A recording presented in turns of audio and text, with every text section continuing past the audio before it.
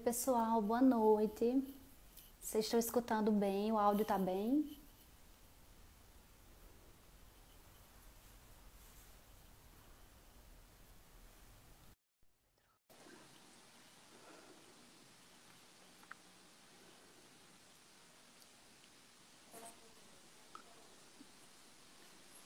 Oi, boa noite. Oi, Carla, tudo bem? Tudo bem, Pedro? Boa noite. Deixa eu ver se o pessoal tá entrando aqui. Já tá, já começamos a entrar.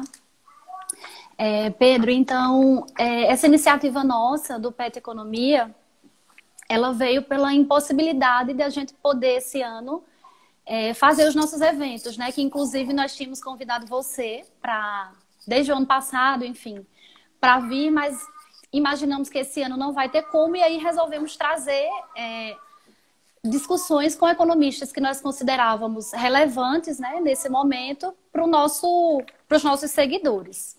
Então, hoje é a segunda live que nós estamos fazendo, coronavírus, alternativas para sair da crise e possibilidades de financiamento. E aí eu vou te dizer que a gente já começa com perguntas, tem várias perguntas já dos alunos. Mas antes eu vou apresentar o Pedro para vocês, pessoal. Pedro Rossi é professor doutor do Instituto de Economia da Unicamp. Ele é diretor do Centro de Estudos de Conjuntura e Política Econômica, o SECOM. É graduado em Economia pela UFRJ, mestre e doutor em Economia pela Unicamp. Atua nas áreas de economia brasileira, economia política, macroeconomia e economia internacional. Então, Pedro, para começar, como eu havia falado com você, nós pensamos em dividir a live em 3 blocos, certo? Então, o primeiro, o que eu gostaria que você comentasse, para quem está nos ouvindo, antes de comentar sobre saídas, né, como financiar, nós queríamos que você falasse um pouco como a economia estava, a economia brasileira estava, né? Até 11 de março foi quando foi declarada a pandemia. E aí a gente queria que você falasse um pouco desse contexto, né? De uma economia brasileira fragilizada por anos de políticas de austeridade fiscal, com crescimento pífio, né? Nós crescemos pouquíssimo em 2019, com um orçamento para a saúde já reduzido. E aí, antes de você falar, eu vou aproveitar a deixa para mostrar esse livro para quem está nos assistindo, um livro organizado pelo professor Pedro, pela professora Esther e pela professora Ana Luísa Matos de Oliveira. Esse aqui, ó, Economia para Poucos. Eu acho que esse livro aqui é fundamental para todo estudante de economia, para toda pessoa que quer entender um pouco sobre austeridade, especificamente o capítulo 4. São vários, mas o 4 fala sobre austeridade e gastos federais em saúde pública, né? Então, Pedro, eu vou pedir para você falar um pouco do contexto da economia antes dessa pandemia. Carla, primeiro, muito obrigado por esse convite. A gente já tinha tentado fazer uma discussão no ano passado, né? Você tinha me feito um convite e a gente tentou ver a agenda e não deu certo, mas esse ano estava certo que eu ia para aí. E eu não conheço Campina Grande. Eu espero conhecer um dia, visitar vocês pessoalmente, conhecer os alunos. Mas essa live, ela, de certa maneira, é uma iniciativa que me agrada muito, porque a gente tem esse contato aqui, mesmo que virtual, e depois a gente pode, enfim, fazer outro evento mais para frente. Eu quero muito conhecer a universidade de vocês, conhecer os alunos.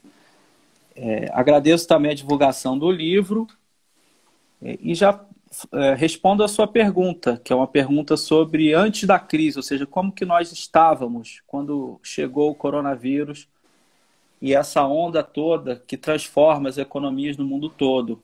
Em que situação que estava o Brasil? Essa é uma pergunta importante, porque o governo tem vendido um discurso de que a economia estava começando a decolar quando chegou a crise do coronavírus, o que não é verdade, tá? A gente estava vivendo a maior crise da nossa história, a crise com a recuperação mais lenta da história.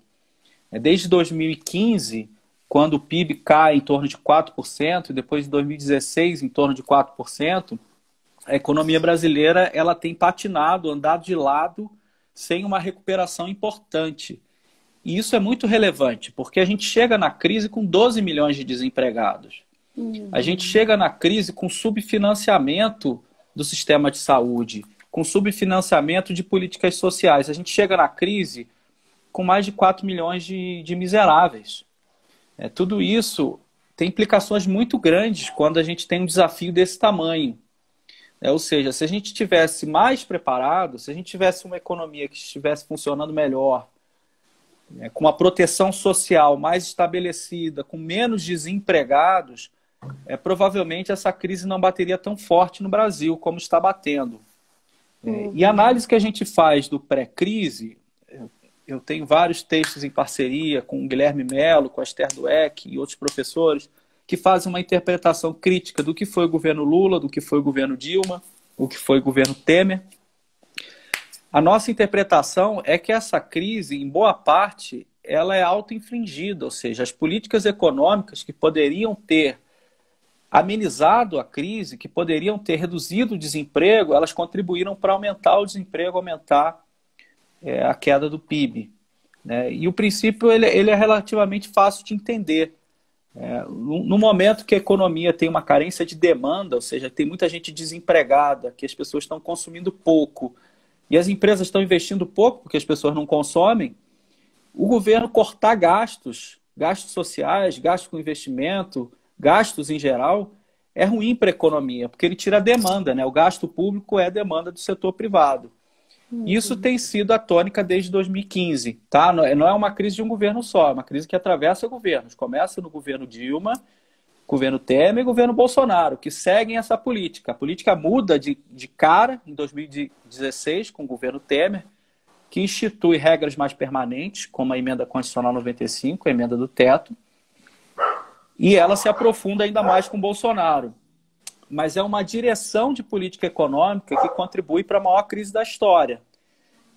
Se a gente não tivesse esse tipo de política, a gente não teria a maior crise da história. O ponto não é que a crise, os cortes de gastos geraram todos os problemas. Toda crise ela é multidimensional, mas toda grande crise também tem um elemento específico que explica ela. Por exemplo, a crise da década de 80 foi a crise da dívida externa.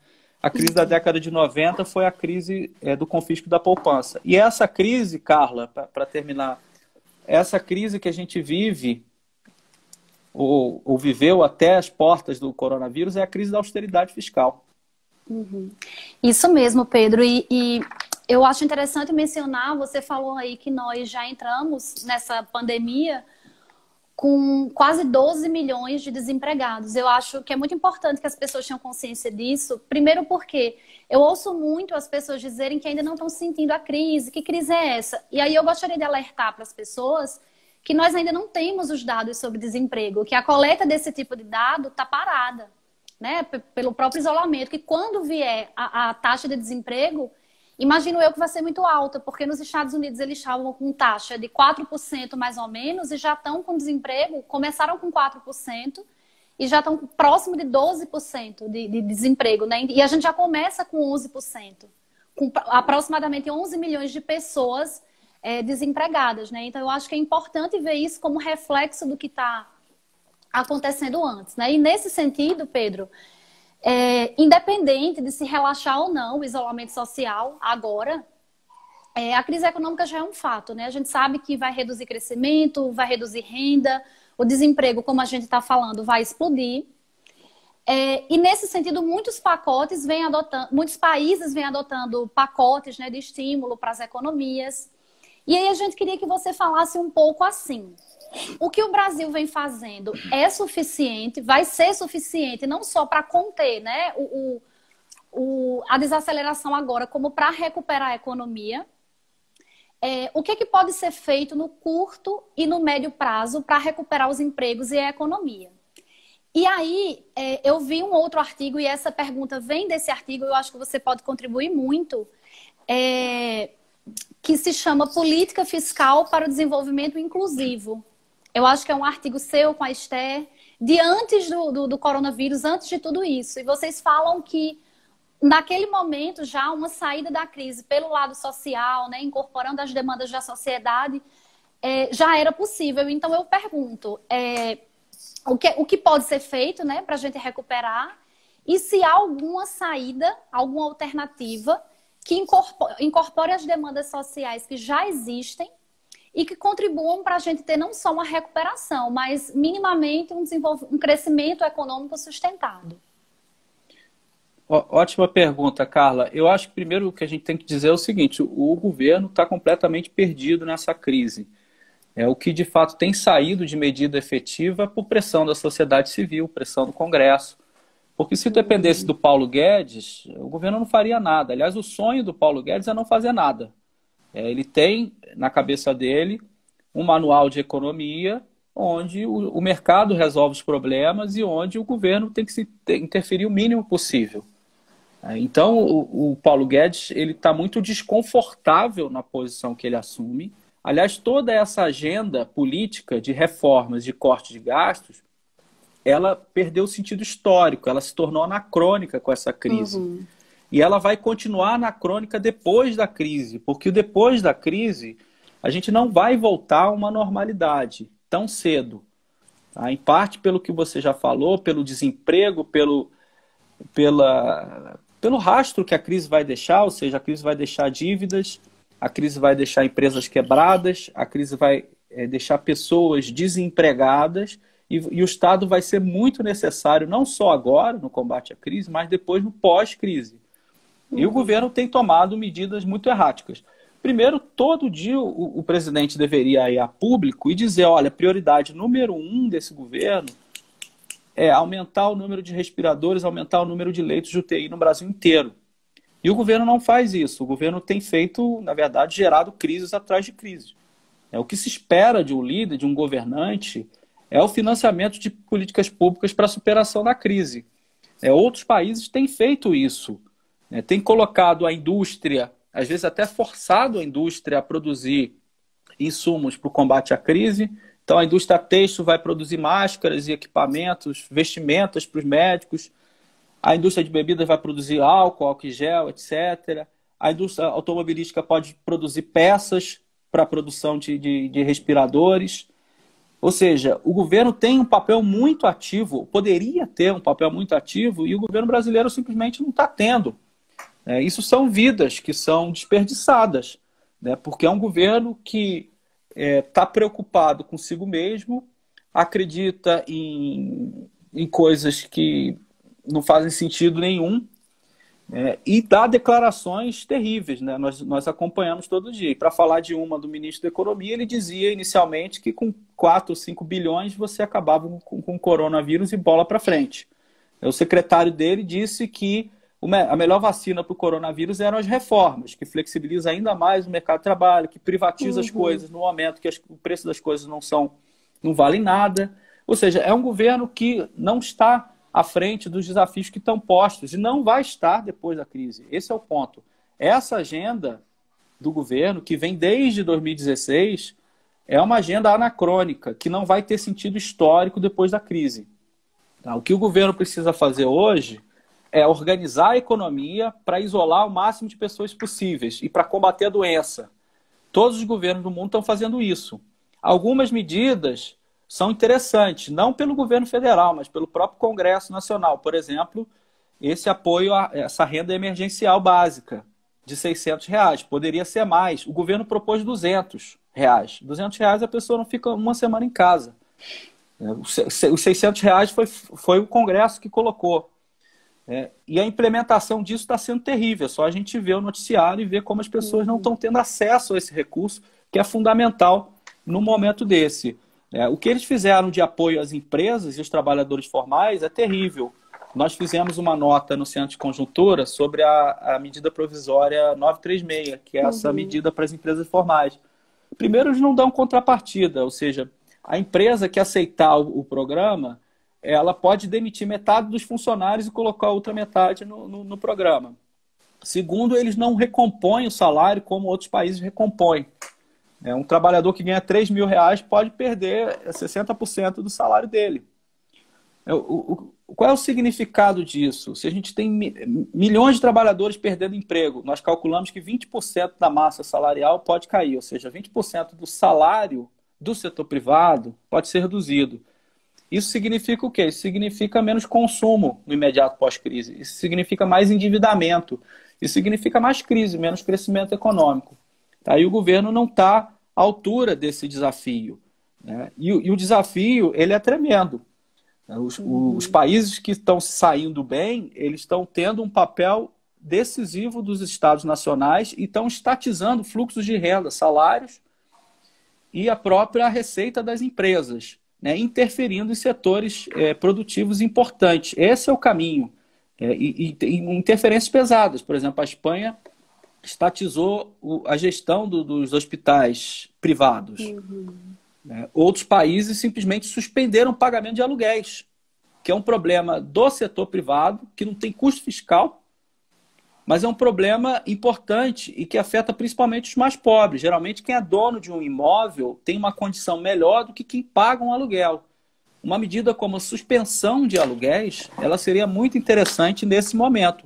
Mas, evidentemente, que isso não vai entrar na agenda desse governo, nem a estatização do setor público de saúde, o que é, para terminar, o que é um absurdo. Só da gente pensar que o setor público, em algumas cidades, não tem mais leito de UTI e tem leitos no setor privado. Ou seja, cada leito vazio no setor privado poderia estar salvando uma vida.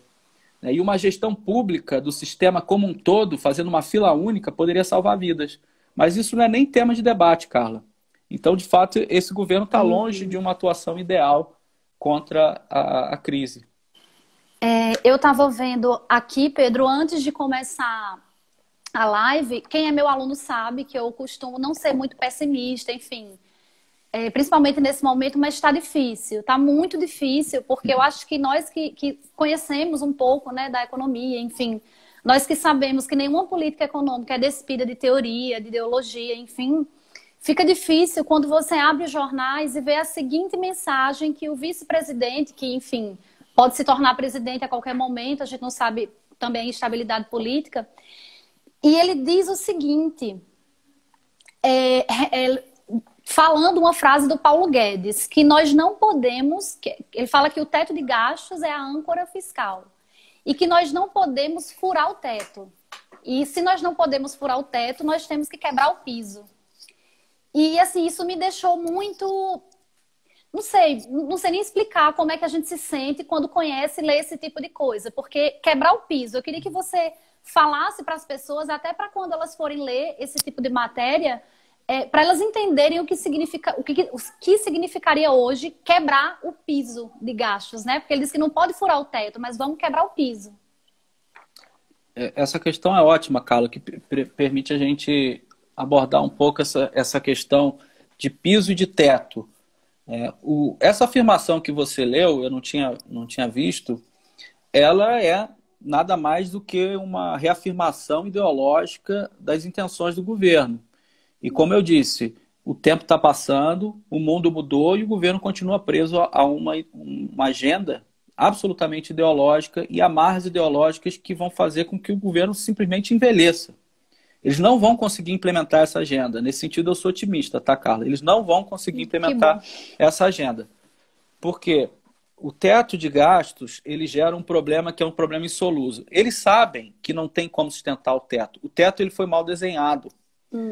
O teto ele bate de frente com a própria Constituição de 88, que estabelece direitos para as pessoas. E direitos para as pessoas e deveres para o Estado, para o governo, cumprir por meio de gastos sociais. Tá? E o problema é que o teto congela o conjunto dos gastos primários, só que há gastos que vão subir naturalmente. As pessoas envelhecem, então tem mais aposentadoria. Tem outros gastos públicos que vão aumentar. Ou seja, dentro do teto de gastos, vai haver uma compressão de um conjunto muito grande de gastos. Tá? E o teto de gastos significa assim, o gasto público cresce zero. Sendo que o gasto público, ele tem que acompanhar a economia, ele tem que acompanhar o crescimento da população. Por que a população cresce e o Estado não pode crescer? Por que a economia cresce e o Estado não pode crescer? Então, na verdade, o teto é um plano de redução drástica do tamanho do Estado. Isso que é o teto. E o que significa furar o piso? Que seria o caminho para viabilizar o teto de gastos.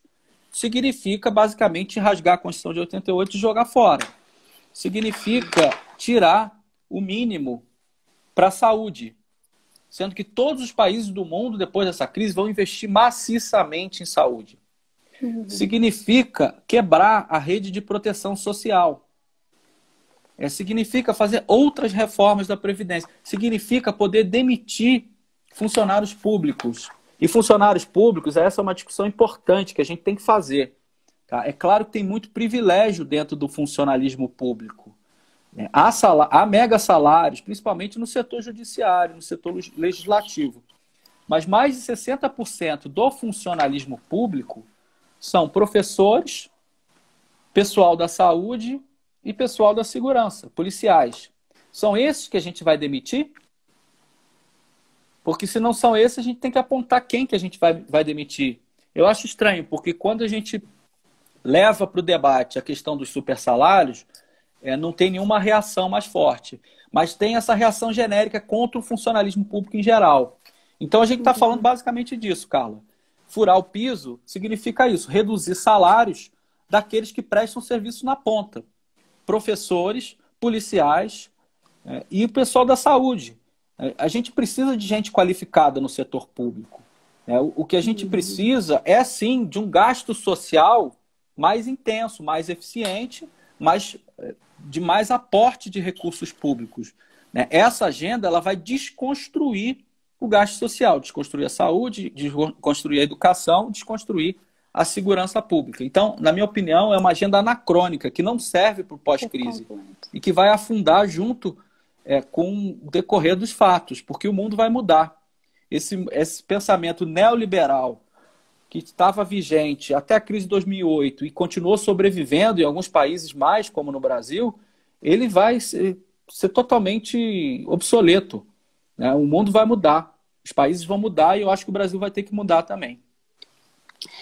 Nessa mesma entrevista, Pedro, nessa mesma fala do Mourão, nós sabemos que o Brasil, um dos principais gargalos, um dos principais entraves ao crescimento é a infraestrutura. O que a gente vem investindo em estradas, enfim, toda a manutenção da infraestrutura, que é em cima disso que o investimento privado acontece, o que a gente vem investindo, que o governo vem investindo, não é suficiente sequer para repor a depreciação dessa infraestrutura. Então, hoje a gente investe o suficiente, não investe o suficiente nem para repor.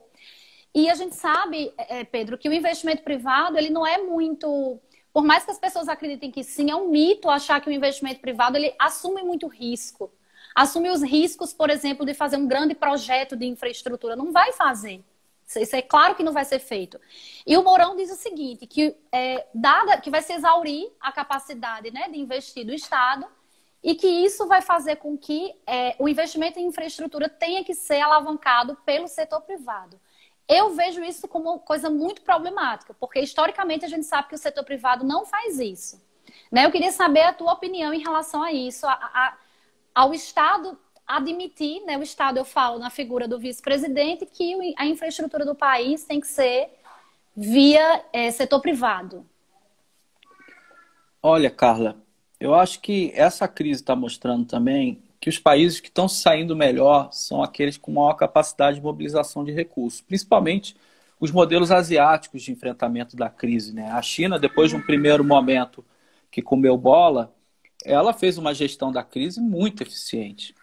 Para falar de investimento em infraestrutura, a China construiu um hospital em 10 dias. A gente assistiu, vocês lembram o que tinha lá ao vivo, aí tinha lá os guindastes todos. Em 10 dias ele levantava um hospital para fazer frente à crise do coronavírus. É um negócio impressionante. Isso é investimento estatal, direcionado, com mobilização de recursos pelo Estado.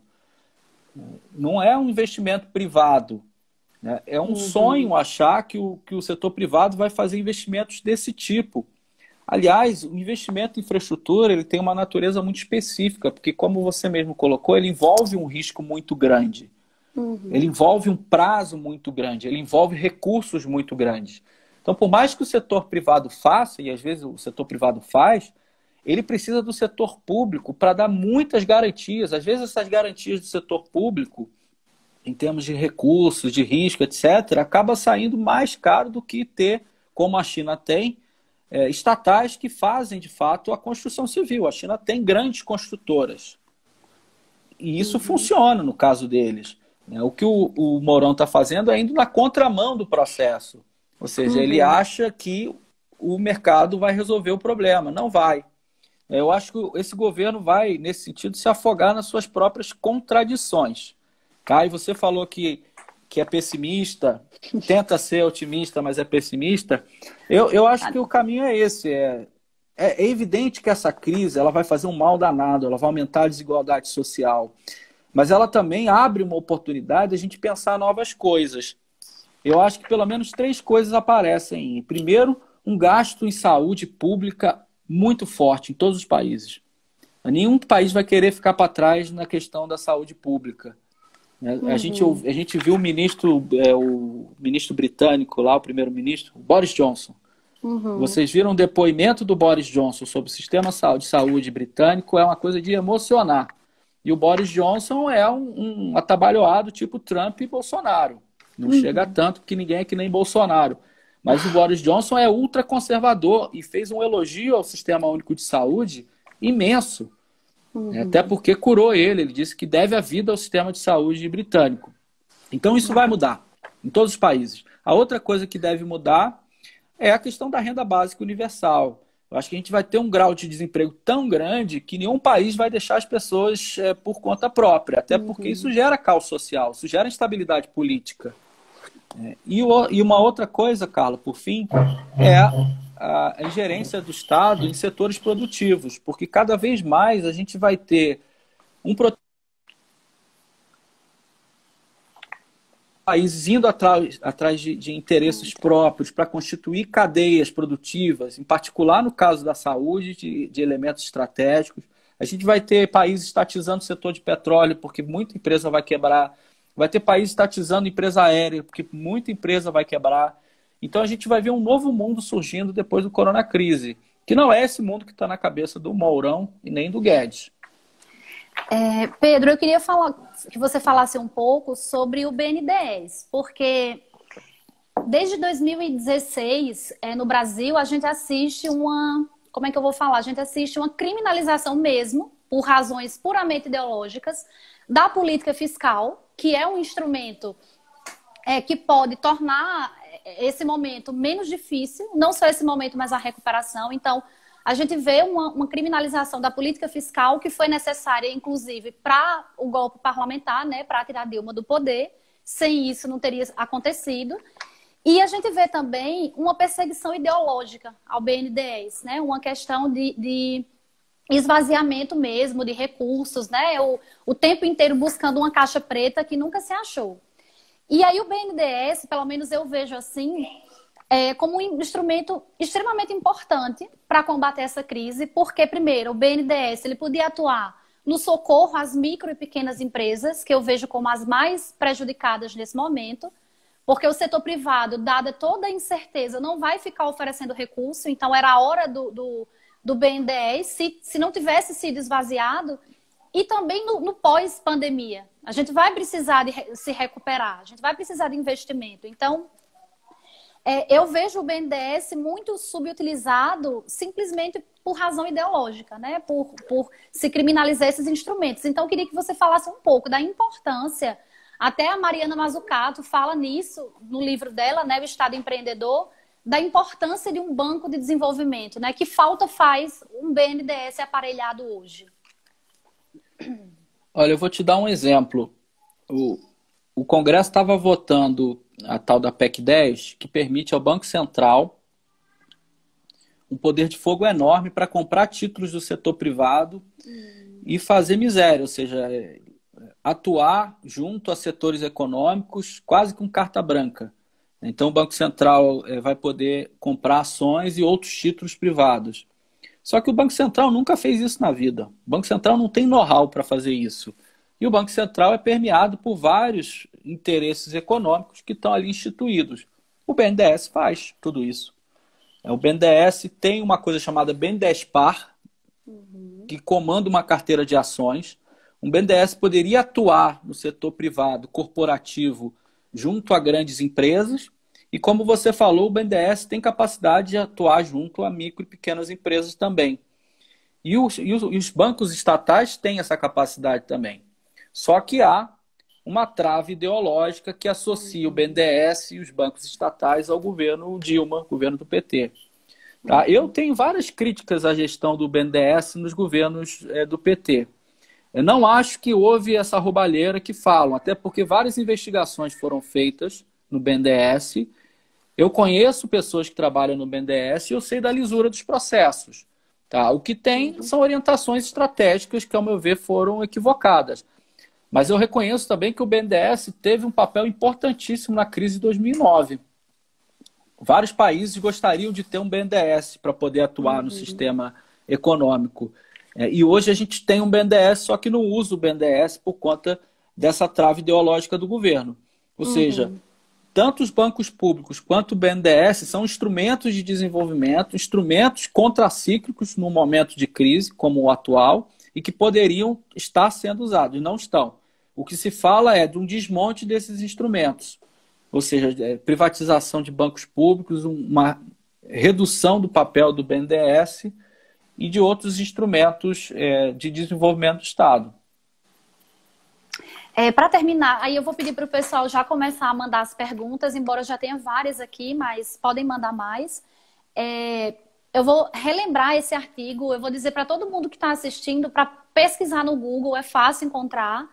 Nós podemos disponibilizar depois, chama Política Fiscal para o Desenvolvimento Inclusivo. Esse artigo ele é fundamental junto com o livro, né, Economia para Poucos. E nesse artigo é colocado que a gente precisa de um plano para o Brasil. Faz muito tempo que a gente não tem plano para o Brasil, né? Porque o PAC não foi um plano de desenvolvimento econômico, né? Foi mais um agrupado de investimentos que teve sua relevância, mas não chegou a ser um plano de desenvolvimento. E vocês falam num plano para o Brasil que seja inclusivo e que tenha como motores do crescimento a distribuição de renda e o investimento social.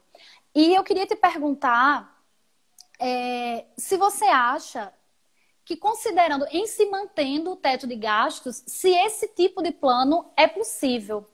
E como você acha que os custos disso tudo têm que ser distribuídos na sociedade, né? Como é que a gente financia um projeto de Brasil, um projeto de crescimento minimamente inclusivo?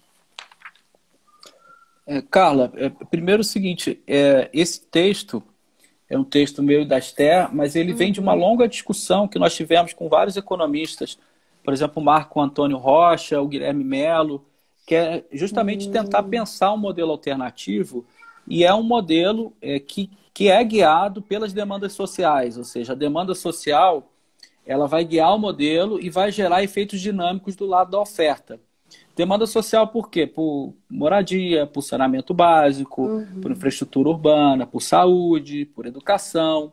A gente tem uma carência tão grande dessas demandas sociais que a gente poderia gerar décadas de crescimento econômico em função disso. Crescimento, que eu estou dizendo, é dinamismo econômico, é aumento de produtividade, etc, etc, etc. Assim como a China faz infraestrutura e faz estradas que só vão ser usadas para valer daqui a 30, 40 anos, a gente poderia ter missões públicas para desafios sociais. E isso pode gerar um grande dinamismo econômico. E aí a pergunta que você coloca é interessante. Como financiar isso? Quem que paga essa conta? Tá? Primeiro, eu acho que essa questão de quem paga a conta é uma questão que todo mundo coloca hoje também. Quem vai pagar a conta do combate ao coronavírus? Você sabe que isso é uma falsa questão. Tá? Primeiro porque quando a gente tem recursos ociosos na sociedade, essa pergunta não vale. Pensa comigo, se a gente fala que quanto mais o governo gastar, maior vai ser a conta para pagar. Mas aí a gente pensa, se o governo não gastar nada, a economia vai desabar e a conta para pagar vai ser enorme. Ou seja, aí dá um nó na questão. No fundo, é uma falsa questão. O governo mobilizando recursos da sociedade, utilizando esses recursos de uma maneira melhor, por exemplo, desemprego é um desperdício de recurso. Se o governo gastar e gerar mais emprego, ele está gerando mais eficiência, ele está gerando mais renda, ele está gerando uma economia melhor. E reduz a conta. Tá? E depois a outra história é a seguinte, quando a gente gasta e aumenta a dívida pública, essa dívida pública não vai ser paga, como uma família faz. Uma família contrai a dívida e paga a dívida. O governo não paga a dívida. Essa é uma questão simples. E a história mostra isso. Os governos rolam as dívidas. O governo não paga a dívida. O que acontece é que, em períodos de crescimento econômico, essa dívida se reduz em relação ao PIB. Eu li um artigo recentemente sobre a dívida contraída nos Estados Unidos na Segunda Guerra Mundial. Uma dívida enorme. Teve déficit de 30% durante um ano, 20% no outro, 25% no outro, e a dívida estourou. Essa dívida não foi paga. Essa dívida foi rolada e, com o crescimento econômico das décadas seguintes, essa dívida se reduziu em relação ao PIB. Então, é uma falsa questão essa história de pagar a dívida. Então, da mesma forma, a gente quer financiar um projeto que seja focado no social, que distribua a renda no Brasil. E esse projeto é muito mais dinâmico em termos de crescimento, em termos de eficiência, do que o projeto da austeridade, que aposta no setor privado e acha que privatizar e recuar o Estado vai gerar uma economia eficiente. Não vai. Vai gerar desemprego, vai gerar desigualdade. Tudo isso é desperdício de recursos para uma economia. Então, a nossa aposta é numa economia, num projeto inclusivo, que caminhe rumo a uma igualdade muito maior do que a gente tem hoje, que caminhe rumo à garantia de direitos humanos para todos. E a gente acha que esse é o caminho melhor e mais eficiente também para a economia. E aí já vem uma pergunta, eu já vou fazer algumas perguntas, Pedro. Eu acho que é difícil discordar que um plano para o Brasil, um plano de crescimento, né? Nós somos um dos países mais desiguais do planeta, do globo inteiro. Nós somos um dos países mais desiguais. É importante que se frise isso. Então, assim como falar de reforma tributária que não traga justiça social, que seja neutra, né, do ponto de vista social, não existe.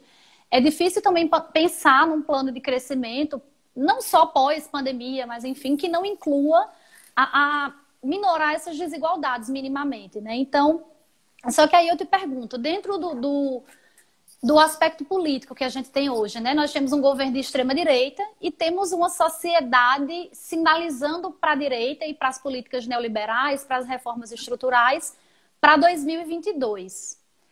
É possível? Tem alguma viabilidade esse plano inclusivo de crescimento dentro desse cenário político? Olha, eu acho que num cenário de tanta incerteza, eu estava vendo aqui, Carla, tem um monte de gente mandando mensagem, o pessoal de Sergipe mandou um abraço aí. Eu estive em Aracaju recentemente, inclusive eu assisti o jogo do Flamengo 5, Grêmio 0 em Aracaju, então tem ótimas lembranças. Tem histórias. Tem histórias. Eu queria deixar um abraço para todo mundo que está assistindo aí e dizer o seguinte, olha, o cenário é tão incerto, Carla, a nível mundial, que eu não tenho motivo para ser pessimista. Por que eu vou escolher ser pessimista se eu acho que o cenário é incerto? Eu tenho bases para dizer que a gente pode ter uma virada mais conservadora, mas eu tenho bases para pensar também o contrário. Tá? Eu acho que a gente vive uma transição no mundo, tá? Não só no Brasil, no mundo. Uma quebra de paradigma, o paradigma neoliberal já era, e ele está sendo substituído, não é que vai ser, ele está sendo, já desde a crise de 2008 a gente vê um questionamento enorme desse paradigma, e os políticos de hoje, eles não são os políticos clássicos do paradigma neoliberal. O Trump não é, né? Os políticos europeus também não estão sendo. O Bolsonaro é um caso à parte, porque ele tem uma agenda neoliberal anacrônica, ao meu ver, diferente do Trump, diferente de outros governos. Tá? Isso vai se acelerar com a crise. Vai se acelerar no sentido de mais protecionismo, mais intervenção do Estado e menos liberalismo ou neoliberalismo. O mundo que a gente tinha antes da crise de 2008, ele sofreu um baque com a crise de 2008 e vai sofrer um baque muito maior com essa crise. Agora, para onde que esse mundo vai? Eu acho que a gente está tendo uma rodada de governos de direita que estão tendo uma chance mas não necessariamente essa chance vai se consolidar eleitoralmente, vai se consolidar politicamente. Eu acho que a gente pode ter saídas mais à esquerda. E eu acho que certamente não dá para pensar um desemprego estrutural, não dá para pensar um sistema de saúde precário, não dá para pensar uma falta de intervenção do Estado nesse contexto. Tá? Então, mesmo o Brasil, diante de um desemprego que vai saltar, eu duvido que eles consigam tocar essa agenda conservadora. Eu acho que essa agenda ela é uma contradição tão grande que eles vão tropeçar nela e esse governo não tem nenhuma chance de ir adiante, nem esse governo, nem esse projeto, porque ele não vai entregar nada para a população. É bom a gente lembrar que mesmo a ditadura militar ela se sustentou porque ela entregou crescimento e uma sensação de milagre, de progresso. Ela entregou isso. E quando deixou de entregar, ela começou a ser questionada. Esse projeto não vai entregar crescimento econômico. Não vai. Um projeto neoliberal não vai. Agora, é possível também um projeto conservador que não seja neoliberal. Tá? Uhum. Esse governo talvez não tenha condição de entregar isso, apesar de algumas contradições surgirem ali dentro. Tem uma ala militar que quer fazer um plano Marshall.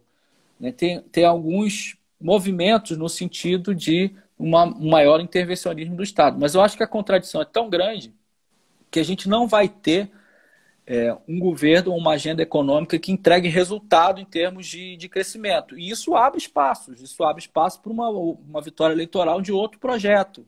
Né? Isso abre espaço para forças políticas se consolidarem. E essa crise também abre espaços para um sentimento maior de solidariedade. Eu acredito nisso, viu, Carla? Tem gente que não acredita, eu acredito. Eu acho que a gente está vivendo, sim, um momento que a gente vê a televisão e chora a morte dos outros que estão lá do outro lado do país. A gente vive laços de solidariedade que são muitos, que às vezes a gente não enxerga. Por exemplo, eu aprendi que em favelas os líderes comunitários estão fazendo cadastro das pessoas mais vulneráveis, dos idosos, que eles coordenam auxílio e amparo. Eles estão cumprindo um papel que o Estado deveria estar cumprindo, e isso fortalece laços políticos, fortalecem instituições, movimentos que podem gerar uma transformação. Então, nesse sentido, a gente tem também alguns motivos para ser otimista nesse mundo. Pedro, uma pergunta que eu vou continuar por ela, porque é importante. Para quem não sabe, o professor Pedro tem um livro sobre taxa de câmbio publicado. Inclusive, nós resenhamos esse livro, né, no PET Economia, o aluno Jefferson, que está aí, ele resenhou o livro. Diz que apanhou muito, mas conseguiu terminar de ler. Qual a melhor política cambial nesse momento? Se a queima de reservas seria perigoso, se usar reservas para investimento, enfim, o que é que você vê sobre isso? Legal, tem até uma pergunta, acho que o Flávio Barros, é isso? Perguntou sobre as reservas? Isso. Fabiano, não, isso. O Fabiano. Bom, eu acho o seguinte, queimar reserva é a pior política nesse cenário. Tá? A gente, por detrás dessa crise, tem uma onda financeira que pode bater na gente muito forte. A crise de 2008 é uma crise que começa no setor financeiro e vai bater no setor real. Essa crise é o contrário. Ela começa no setor real e está provocando efeitos importantes no setor financeiro. Esses efeitos eles podem ser ainda mais drásticos. O que é efeitos mais drásticos? É quebradeira corporativa, é instabilidade no setor bancário, é uma crise de uma proporção maior. E essa crise de proporção maior vai significar fuga de capitais. E fuga de capitais o governo consegue combater com instrumentos, como as reservas cambiais. Então nós precisamos desse instrumento. E nós não precisamos de reserva para financiar o combate ao coronavírus. Isso é outra questão importante, Carla. O governo tem recurso, o governo não tem restrição financeira para fazer o gasto público. Eu escrevi um texto sobre isso, que eu coloquei no Twitter. Um fio, na verdade. Não há restrição financeira. Tá? O limite do gasto do governo são os recursos que a sociedade tem. Então, o governo não precisa vender reserva. E se ele vender reserva, ele basicamente está vendendo um ativo para fazer um gasto, né? Isso, na minha opinião, não faz sentido, tá? Porque ao vender um ativo, a minha dívida líquida vai cair. Eu mantenho a dívida bruta e a dívida líquida cai. E eu simplesmente posso emitir moeda, eu posso fazer o gasto e depois o Banco Central vai avaliar se isso vai mexer na taxa de juros ou não. Se for mexer na taxa de juros, o Banco Central vai recolher esse dinheiro e vai colocar uma compromissada. Aí aumenta a dívida bruta. Mas importante é que o mecanismo de gasto não é restrito tecnicamente por nenhum elemento. O que tem são restrições jurídicas, por exemplo, as regras, a regra do teto de gastos, que já saiu porque você criou um mecanismo extraordinário, a regra de ouro e a regra de superávit primário, que também já caiu. Então não tem restrição. O Estado pode gastar, não precisa usar as reservas, não precisa vender estatal, como falou hoje também o Guedes. Vender imóveis, o que é uma besteira. Tá? E eu acredito que o cenário cambial, o cenário externo, vai estar cada vez mais comprometido pela crise. Eu acho que a gente vai ter que avançar para políticas de controle de capital, políticas de regulação dos mercados derivativos e para o uso das reservas estratégico.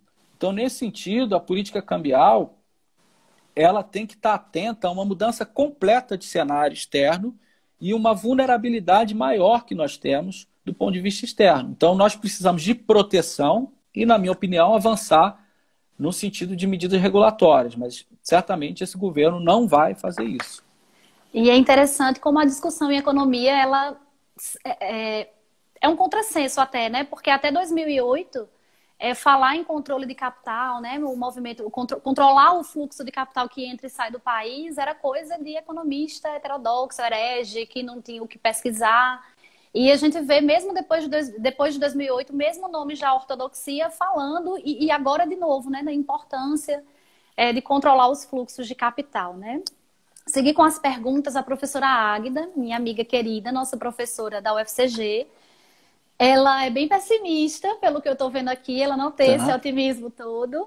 E ela perguntou o seguinte, Pedro, se você vislumbra, e eu acho que vai no sentido do que você estava falando, alguma crise no balanço de pagamentos, a possibilidade de crise no balanço de pagamentos. Essa é a primeira questão dela. E ela mencionou um outro questão, que é um artigo do professor Carlos Pinksfeld, da UFRJ, e que ele diz que o Brasil viraria um Suriname, uma espécie de Suriname. Então, eu queria que você comentasse essas duas coisas. Por que Suriname? Aí ela vai ter que escrever aí, Águida. Eu não vou saber explicar por que o Suriname, que eu não li esse artigo. Então, a gente pode se concentrar. Eu acho que assim, questões de caos social mesmo, de queda de renda, de explosão do desemprego, de aumento da miséria, eu acho que é nesse sentido mesmo. Tá. Tô vendo aqui que tá a Lorena. Um beijo para a Lorena. Fica aí, se cuida. A Águida que fez a pergunta, o Fabiano que colocou, o Fabiano Luiz. Legal. Bom, o professor Pinksfeld, ele é meu ídolo, o cara que eu gosto muito, um amigo, então ele deve ter escrito uma coisa bem interessante sobre Suriname, mas eu não sei exatamente o que ele queria dizer. Ela colocou aí, dada a destruição. Dada a destruição. O projeto é um projeto destrutivo. O que eu acho é que não tem condição viável de implementar esse projeto. Eu acho que a gente vai ter que impedir esse projeto. Então, nesse sentido, eu sou otimista no sentido de que as contradições são tão grandes que a gente vai ter condição de barrar esse projeto. O teto de gasto não vai se sustentar, na minha opinião, por exemplo. E no que se refere à questão do balanço de pagamentos, eu acho o seguinte, a gente não vai ter uma crise de balanço de pagamento, porque o que caracteriza uma crise de balanço de pagamento é uma incapacidade de importar as coisas que a sociedade consome. É uma escassez de divisas que faz com que a gente não tenha como pagar os compromissos em moeda estrangeira e que a gente não tenha como continuar consumindo do exterior que a gente consome. Então, isso é uma crise de balanço de pagamentos clássica. Pelo fato da gente ter mais de 300 bi de reserva, a gente não está sujeito a essa crise. Tá? Mas isso, claro, se a gente manter essa reserva. Então, mais um motivo para a gente ter uma política cambial melhor e que a gente não se desfaça dessas reservas cambiais.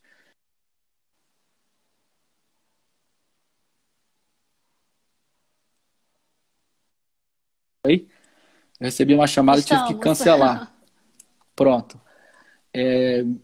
Eu recebo chamadas do pessoal do Congresso falando que, olha, estão com a ideia aí de vender 100 bilhões de reservas para financiar o coronavírus. Nossa, mas isso é uma besteira sem tamanho. Porque aí sim a gente vai estar numa crise enorme e com uma vulnerabilidade externa enorme. Coisa que a gente não tem. A natureza da nossa vulnerabilidade mudou. Eu acho que a gente continua tendo uma vulnerabilidade externa, mas por conta de uma flutuação muito grande dos preços, da taxa de câmbio, de uma taxa de juros que tem que acompanhar o movimento internacional, né, e de uma internacionalização da estrutura produtiva doméstica. Então, a gente não tem autonomia sobre a nossa própria estrutura produtiva. Cada vez mais a gente tem uma alienação dos ativos domésticos por conta desse processo de endividamento externo. Mas a gente não tem uma situação de escassez de divisas e não vai ter. Tá? Então, nesse sentido, eu acho que está afastada a possibilidade de uma crise tradicional, clássica de balanço de pagamentos. Ótimo. Eu estou vendo que tem vários CAs aí, PETs, que entraram. Eu queria agradecer a todos os centros acadêmicos de economia que nos ajudaram, né, com a divulgação. Estão nos ajudando com a divulgação das lives, o pessoal dos grupos PET também. E agradecer ao meu, entre aspas, porque não é meu, né? Mas ao meu grupo PET, o pessoal de economia, os 12 que estão em casa trabalhando, porque eles sabem que a gente precisa seguir, né? E aí, Pedro, mais uma pergunta que tem sido muito colocada é os impactos de um possível impeachment para a economia. Se você vislumbra esse impeachment, e quais seriam os impactos disso para a economia? Essa pergunta é difícil, hein? Muito, né? Como todos nós, ou a maioria dos brasileiros, não todos, eu estou absolutamente inconformado com uma situação dessa, onde a gente precisa, mais do que nunca, de um governo federal, a gente ter esse governo federal, que é totalmente inepto, incapaz. Eu adoraria uma solução fácil de substituição. Eu acho que tem que caminhar nesse sentido, porque simplesmente não dá. O que a gente está assistindo é uma caminhada para o autoritarismo. Eu acho que a minha razão me faz crer que isso vai acontecer em algum momento. Não sei se durante a crise.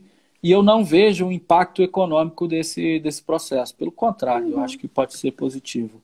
As pessoas superdimensionam muito o impacto da política na economia. A maior parte das vezes o que acontece é o cenário externo dando recado. Muitas vezes as pessoas associam uma desvalorização cambial ao medo de romper com o teto de gastos, mas na verdade não é nada disso. O setor externo guia o humor do mercado financeiro. Principalmente, o principal fator é o setor externo, que guia câmbio e guia bolsa. A política interfere? Interfere. Mas eu acho que ela não vai interferir tanto a ponto de comprometer. Comprometer um eventual crescimento econômico que a gente venha a ter. Em relação a esse crescimento econômico, essa recuperação pós-pandemia, Pedro, você acha que, dadas as incertezas, né, e instabilidades políticas, institucionais e mesmo econômicas, que essa retomada, esse crescimento, ele vai ser volátil, vai ser uma coisa mais instável? O que é que você vê em relação a isso? Depende do rumo que o governo colocar na política econômica, né? Quando a gente propõe um projeto guiado na infraestrutura social, a gente tem aí uma demanda pública sistematicamente puxando o crescimento para cima. Então a gente espera mais emprego, a gente espera mais crescimento. Mas se a gente tiver uma política presa ao teto de gastos, repare o seguinte, o teto de gastos puxa o crescimento para baixo. Significa que o setor público está contribuindo zero para o crescimento econômico. E o setor privado tem que contribuir muito mais. E quando sair dessa crise, o setor privado vai estar muito comprometido com a crise. As famílias vão estar endividadas, elas vão ter que pagar as dívidas antes de começar a consumir. As empresas, se não quebrarem, também vão estar endividadas, elas não vão investir. Então, se não tiver um Estado ativo, a gente não vai ter crescimento econômico. Tá? Não vai ter crescimento econômico. A gente vai ter um desemprego estruturalmente alto e vai ter uma volatilidade, vai ter um mês que vai produzir mais do que o outro, mas não vai ter um processo sustentado de crescimento econômico. Então, por isso que essa austeridade fiscal que está na cabeça do governo, ela vai ter que ser removida da cabeça dele se a gente quiser ter o mínimo de crescimento econômico que dê estabilidade social e política. Senão, eu acho que o caminho é uma instabilidade social, uma desigualdade crescente e, inevitavelmente, essas forças sociais vão ter que produzir uma mudança na política econômica. Pedro, como daqui a pouco o Instagram vai acabar com o nosso vídeo pelo tempo, né? Eu já vou passar para a fase dos agradecimentos. Eu queria de novo agradecer muito a você por se disponibilizar, né? Nós sabemos que, mesmo sem sala de aula, as ocupações são muitas, e principalmente, né, a gente tem que estar produzindo, enfim, sempre nesse momento. Então, muito obrigada, Pedro. Agradecer a todo mundo que está fazendo o esforço de assistir, porque de nada adiantaria a gente se esforçar, convidar os professores, eles aceitarem, se a gente não tivesse ninguém para nos assistir, né? Então, obrigada a todo mundo que está assistindo, as professoras Águida, Leilian, Márcia, Ricardo. Então, de verdade, obrigada a todos vocês e obrigada, Pedro. Aí você pode fazer suas considerações finais, né? Obrigado. Não, eu quero agradecer. Eu estou vendo um monte de mensagem legal aqui. Queria agradecer a todo mundo, a todas e todos que participaram. A você, Carla, pelo convite, ao PET Economia. Eu espero ir um dia fisicamente aí em Campina Grande, sem coronavírus. Tá? Queria dizer também que boa parte das coisas que eu falei aqui eu escrevi. Tem algumas coisas no meu site, que é pedrorossi.org. Tem Twitter também, que eu costumo ser ativo em alguns momentos. E é isso, agradecer a vocês e desejar que todo mundo fique aí em casa com saúde e que isso passe rápido para todos nós. Pois é, sem dúvidas, quando passar tudo isso, o convite continua feito para você vir aqui conversar conosco pessoalmente, Pedro. Legal. Obrigada, tchau, pessoal, boa noite. Encerrar agora.